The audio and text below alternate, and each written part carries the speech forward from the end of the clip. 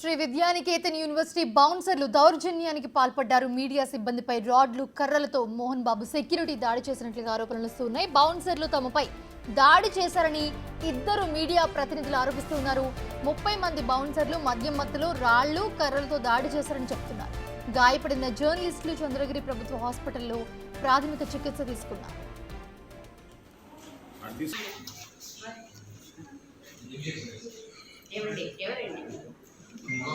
Media Suman TV assault case అంటే madam పక్కన వైద్యులు ఎవరు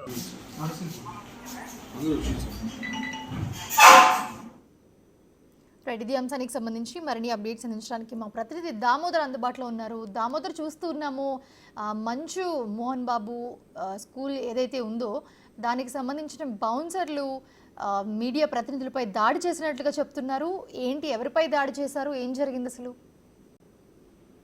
హైదరాబాద్ లో ఏదైతే ఆస్తుల వివాదం గొడవ నడుస్తున్న మోహన్ బాబు కుటుంబ దానికి సంబంధించి స్థానికంగా మీడియా ప్రతినిధులు ఏదైతే మోహన్ బాబు యూనివర్సిటీ ఎదురుగా లైవ్ కవరేజ్ చేయడానికి వెళ్లారు. ఈ సందర్భంగా వారు విజువల్స్ చిత్రీకరిస్తున్న సమయంలో ఒక్కసారిగా మధ్యాహ్నం 2:30 గంటల సమయంలో ఒక్కసారిగా 15 మంది పైగా బౌన్సర్లు, స్థానంగా మరి 15 మంది మద్యం మత్తులో ఉన్న మరికొంతమంది అక్కడికి 30 మంది చేరుకొని వీరిద్దరి మీద విచక్షణ రహితంగా రాళ్లు కర్రలతో దాడి చేశారు. ఏదైతే ఉమాశంకర్ అనే జర్నలిస్ట్ పై నెత్తి మీద కొట్టారో, అదేవిధంగా నరసింహుడు అనే ఏదైతే కెమెరా మ్యాన్ మీద అయితే చెవులకు కాళ్లకు విపరీతంగా తీవ్రంగా దాడి చేశారో, అతని చెవుల నుంచి కూడా రక్తం వచ్చినట్లు తెలుస్తుంది. మొత్తం మీద తీవ్రంగా దాడి చేశారు. ఒకనొక దశలో వీరిని చంపేస్తారా అన్నంత భయం కూడా కలిగిందని స్థానికులు చెప్తున్నారు. మొత్తం మీద అయితే మోహన్ బాబు నివాసానికి ఎదురుగా, మోహన్ బాబు నివాసం ఒక ప్రాథమిక పాఠశాలకు అందులోనే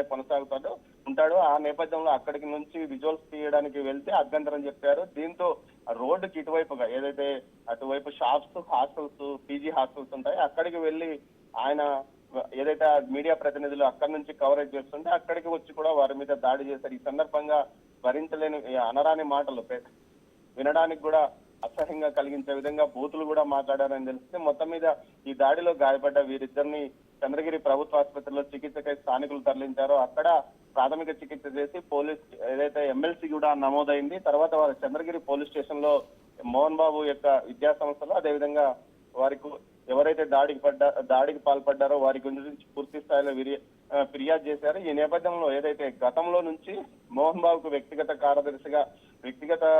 కార్యదర్శిగా స్థానికంగా ఒకే వ్యక్తి ఉంటాడు. అతను గతంలో వైసీపీలో నాయకుడిగా ఉండేవాడు. ప్రస్తుతం అతను జనసేనలో చేరిన పరిస్థితి, అతని వల్లనే ఈ విధమైన దాడి జరిగిందని కూడా వారు ఫిర్యాదు చేసినట్టు తెలుస్తుంది. మొత్తం మీద ఈ ఘటనకు సంబంధించి బయట నుంచి ఫోన్ లో సూచనలు ఇస్తుంటే వీరు ఈ బౌన్సర్లు కానీ ఇతర మద్యం మత్తులో ఉన్నవారు కానీ తమ మీద దాడి చేశారంటూ కూడా గాయపడ్డ మీడియా ప్రతినిధి చెప్తున్నాడు. మొత్తం మీద ఈ దాడిని మీడియా సంఘాలు తీవ్రంగా ఖండించాయి. ఈ విషయం గురించి రేపు ఎస్పీని కలిసి ఆ తర్వాత ఏదైతే పవన్ కళ్యాణ్ తో పాటు సీఎం దృష్టికి కూడా తీసుకెళ్లినట్లు చెప్తున్నారు Manusha. Right, thanks for the updates Damodar.